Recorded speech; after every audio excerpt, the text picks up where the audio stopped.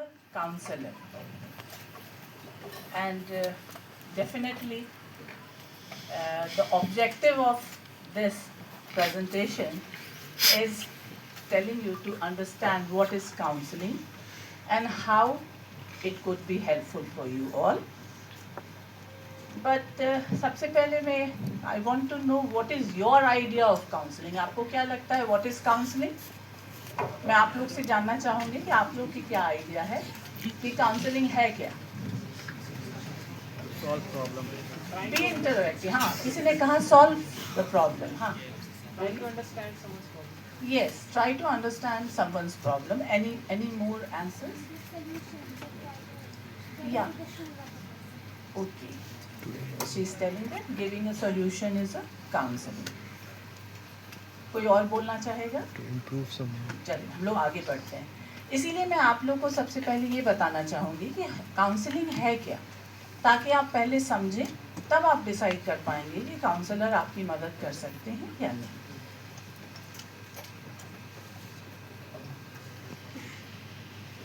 कोई भी इंसान जब बनता है तो सिर्फ बॉडी रहे तो वो इंसान है? बॉडी के साथ माइंड भी होना चाहिए, है ना. बॉडी में कोई प्रॉब्लम होता है तो हम डायरेक्ट डॉक्टर के पास जाते हैं. He is expert of the body science, और उनके पास बहुत से इंस्ट्रूमेंट हैं. स्टेथोस्कोप है, एक्सरे है, अल्ट्रासाउंड है, MRI है. वो आपके इंटरनल बॉडी को देख लेते हैं और उसी हिसाब से आपकी इलाज करते हैं. लेकिन माइंड को जानने के लिए कोई इंस्ट्रूमेंट है? कैसे समझते हैं माइंड को? Yes, wonderful. बिहेवियर से समझते हैं. अब अचानक से कोई रोने लगे तो हम समझते हैं अरे हाँ वो दुखी है या कुछ याद आ गया है. तो उसका बिहेवियर ही उसके माइंड का स्टेथोस्कोप है. और बिहेवियर के लिए हम लोगों को साइकोलॉजी पढ़ना पड़ता है, क्योंकि साइकोलॉजी का सिंपल सा परिभाषा यही है कि psychology is a science of human behaviour. Behaviour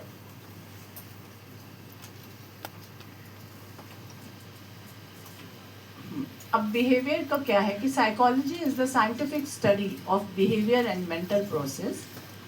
इसीलिए साइकोलॉजी का फील्ड बहुत बड़ा है, क्योंकि बिहेवियर नेवर एंड्स. तो हम लोग अब फिर वापस आते हैं इस स्लाइड पे. जब एक इंसान इस दुनिया में आता है तो उसके जीवन के रास्ते क्या सीधे सिंपल स्ट्रेट होते हैं? अप्स एंड डाउन्स होते हैं. कुछ जिगजैग से भरा होता है. लेकिन इसी जिगजैग में चलते हुए कोई दौड़ता है, कोई रुक रुक के चलता है, कोई गिर जाता है. ऐसा होता है ना. और इस जिगजैग में क्या होता है, कभी कभी बड़े बड़े गड्ढे भी आ जाते हैं. लेकिन जब हम जिगजैग में ही परेशान हैं तो हम उन गड्ढों को देख ही नहीं पाते, या हम अपने आप को बहुत संभाल के चल रहे हैं. I am skilled. तो हम जिगजैग में चलते चलते माइंड इज अलर्ट, तो तुरंत गड्ढों को देखकर वो डाइवर्जन ले लेते हैं. लेकिन जब हम बहुत एंग्जाइटी में हैं, या बहुत मोनोटोनस लाइफ हो गया है, या बहुत फटीग है हमारी ज़िंदगी में, तो हो सकता है कि हम वो गड्ढे मिस कर जाएं जो बड़े बड़े गड्ढे आ रहे हैं. तो ऐसे स्टेट में हम लोग गड्ढे में भी गिर जाते हैं. अब मैं ये कहना चाहूँगी कि बहुत गड्ढे में जब कोई गिर गया तो वो एक मेंटल इलनेस का स्टेट होता है. कोई जन्म से तो पागल होता नहीं, लेकिन जो ये उतार चढ़ाव में जिगजैग में जीवन में चल रहा है और परेशान हो रहा है, परेशानी के स्टेट में है, तभी वो इंसान गड्ढे पे गिरता है. और इस जगह साइकियाट्रिस्ट हेल्प करते हैं. और हम लोग कहाँ काम करते हैं, आप ये गैस करिए.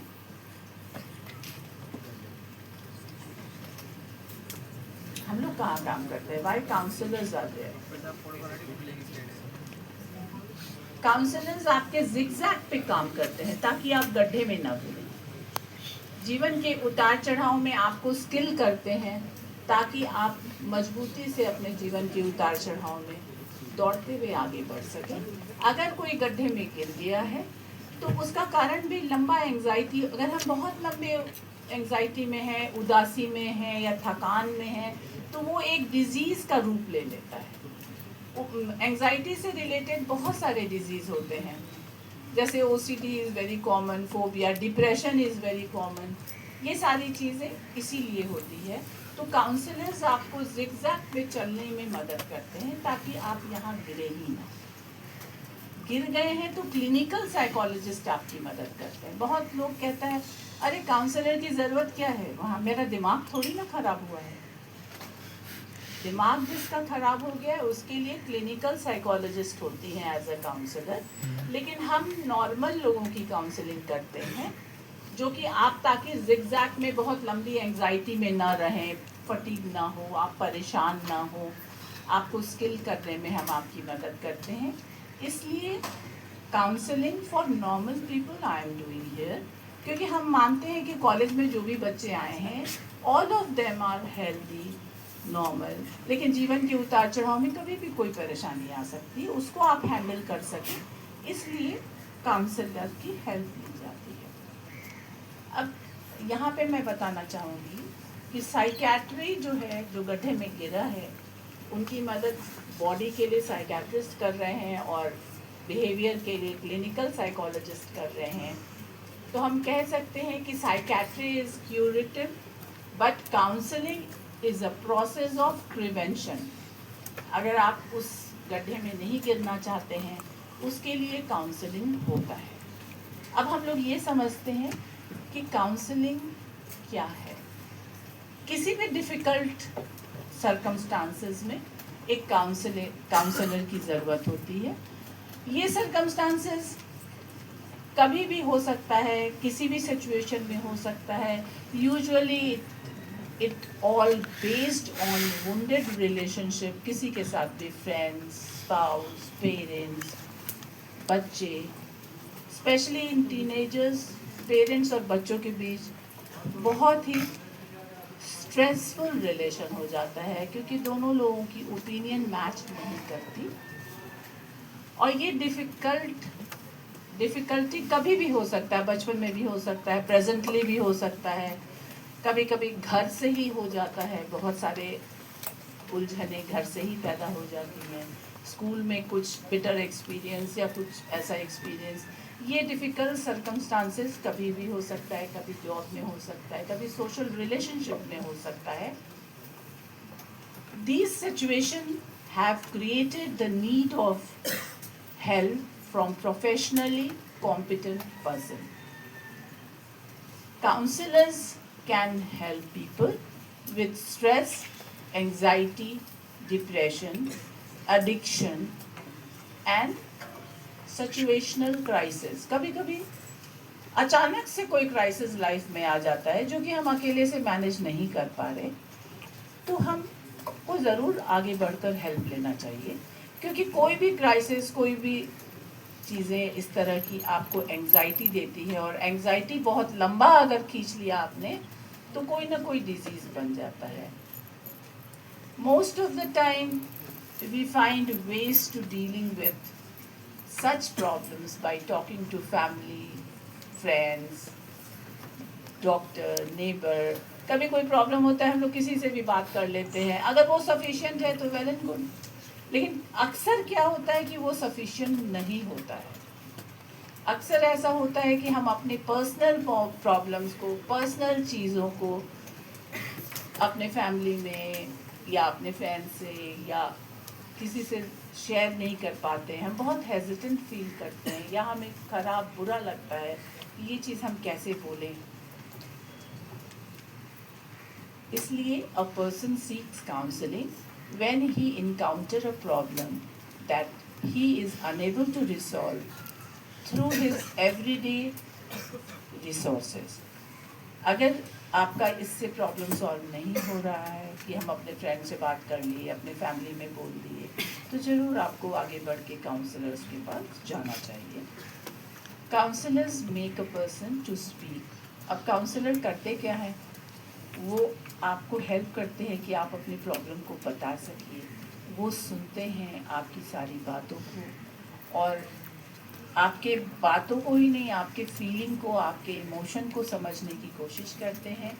सो sharing openly is very important tool in counselling. इसलिए आप जब शेयर करते हैं तो खुलकर बताना चाहिए, क्योंकि आप जब तक खुलकर नहीं बताएंगे आपके सिचुएशन को, आपके प्रेजेंट प्रॉब्लम को आदमी नहीं समझ पाता। और चूँकि हम लोग सबकी सब बात सुनते हैं, सब लोग अपनी बात शेयर करते हैं, तो इसीलिए हम लोग हर बात को बहुत ही कॉन्फिडेंशियल रखते हैं। इसलिए मेरे सेटअप पे एक अलग सा रूम है जिसमें आवाज़ बाहर ना जाए। इवन इतना कॉन्फिडेंशियल रखते हैं कि अगर आपको टाइम दिए हैं तो दूसरे बच्चे को हम आधे घंटे बाद का टाइम देते हैं कि आप लोग भी आपस में ना मिलें। और कॉलेज को भी मैंने ये रिक्वेस्ट किया है कि आप मुझसे ये ना पूछें कि मेरे पास कौन बच्चे आ रहे हैं, आप मुझसे बच्चों का नाम ना पूछें, क्योंकि वो चीज़ बिल्कुल कॉन्फिडेंशियल रहता है। इसलिए आप बिल्कुल बेझिझक आ सकते हैं, आपकी कोई भी बात कहीं और शेयर नहीं की जाती। Counselling does not tell people what to do, it does not advise people.